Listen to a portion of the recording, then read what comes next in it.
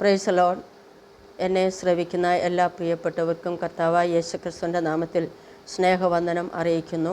നമ്മുടെ ഇന്നത്തെ ചിന്തയ്ക്ക് ആധാരമായി ഉൽപ്പത്തി പുസ്തകം 19 അധ്യായം 26 വാക്യം, ലൂക്കോസ് 17:32, ലോത്തിൻ്റെ ഭാര്യയെ ഓർത്തുകൊള്ളുവിൻ. തങ്ങൾ സോദോമിൽ വെച്ച് സമ്പാദിച്ചതൊക്കെ ഉപേക്ഷിച്ചുകൊണ്ട് ഓടിപ്പോയ ലോത്തിൻ്റെ ഭാര്യ ദൈവകൽപ്പനയെ ലംഘിച്ചുകൊണ്ട് പുറകോട്ട് തിരിഞ്ഞു നോക്കിയതിനാൽ ഉപ്പുതൂണായി തീർന്നു. അവളുടെ വിലയേറിയ സമ്പാദ്യത്തെക്കുറിച്ച് ഓർത്തപ്പോൾ അവളുടെ ഹൃദയം നിയന്ത്രിക്കുവാൻ അവൾക്ക് കഴിയാതെ പോയി. ലോത്തിൻ്റെ ഭാര്യയെ ഓർത്തുകൊള്ളുവിൻ എന്ന് യേശു പറഞ്ഞ വാക്കുകൾ നാം മറക്കാതിരിക്കട്ടെ. ഭൗതികമായ സമ്പത്തിൻ്റെ സമൃദ്ധിയിൽ ഭ്രമിച്ചുപോയ ലോത്ത് വിശ്വാസത്തിൻ്റെ ദർശനം നഷ്ടപ്പെടുത്തി. അത് ലോത്തിന് ദുഃഖവും നഷ്ടവും വരുത്തി. പ്രലോഭനങ്ങൾ നിറഞ്ഞ ജീവിതമാണ് സോദോം.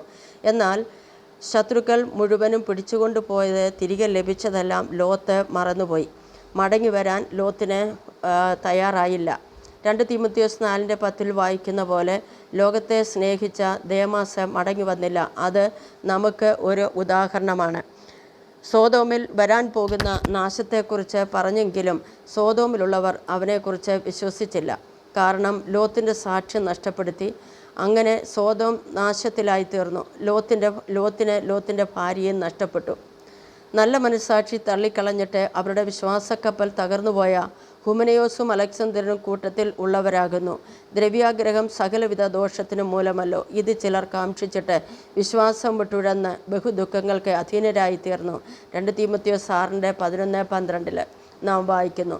ദൈവമക്കളെ, പഴയ നിയമ ഭക്തന്മാർ, ദൈവശബ്ദം കേട്ട് ദൈവത്തിൽ വിശ്വസിച്ചിറങ്ങിത്തിരിച്ച ഭക്തന്മാർ അധികം നല്ലതിനെ, സ്വർഗീയമായതിനെ തന്നെ കാക്ഷിച്ച് അക്കരെ നാട്ടിലെത്തി. നമ്മുടെ പിതാക്കന്മാർ കർത്താവിൻ്റെ നാമത്തിനു വേണ്ടി കഷ്ടം സഹിച്ച് പട്ടിണി, രോഗം, എതിർപ്പുകൾ, ഉപദ്രവങ്ങൾ എല്ലാം സഹിച്ച് ക്രിസ്തുവിനെ വിശ്വസ്തയോടെ സേവിച്ച് അക്കരെ നാട്ടിൽ വിശ്രമത്തിനായി കടന്നുപോയി. അടുത്ത തലമുറയെ ശുശ്രൂഷ ഏൽപ്പിച്ചത് വിശ്വസ്തയോടെ ചെയ്യുവാൻ നാം കടപ്പെട്ടവരാണ്. പിശാചിൻ്റെ മന്ത്രണത്തിൽ നാം കുടുങ്ങിപ്പോകാതെ വിശ്വാസത്തിൻ്റെ നായകനും പൂർത്തി വരുത്തുന്ന യേശുവിൻ്റെ മുഖത്തേക്ക് നോക്കി നമുക്ക് യാത്ര തുടരാം. മുൻപിൽ ചെങ്കടൽ സമാനമായ പ്രശ്നങ്ങൾ കാണാം, പ്രതികൂലങ്ങൾ കാണും. വിശ്വാസ പടകിനെ തച്ചുടയ്ക്കുന്നതായ തിരമാലകൾ പോലെ വിശ്വാസത്തിന് പരിശോധനയും കാണും. പതറിപ്പോകാതെ ലോകാവസാനത്തോളം കൂടെ ഇരിക്കാമെന്ന് പറഞ്ഞ കർത്താവ് നമ്മുടെ കരങ്ങളിൽ പിടിച്ചിട്ടുണ്ട്. നിത്യത വരെ കൂടെയുണ്ട്.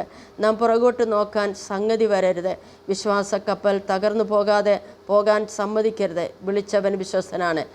ഞാൻ നിന്നെ ഒരു നാളും അനാഥരായി വിടുകയില്ലെന്ന് പറഞ്ഞ നമ്മുടെ കർത്താവായ യേശു കർത്താവിൻ്റെ മുറിവിനെ വേദനിപ്പിക്കാതെ ഹാനോക്ക് ദൈവത്തോടു കൂടെ നടന്നതുപോലെ കർത്താവിനോട് കൂടെ നടക്കാം.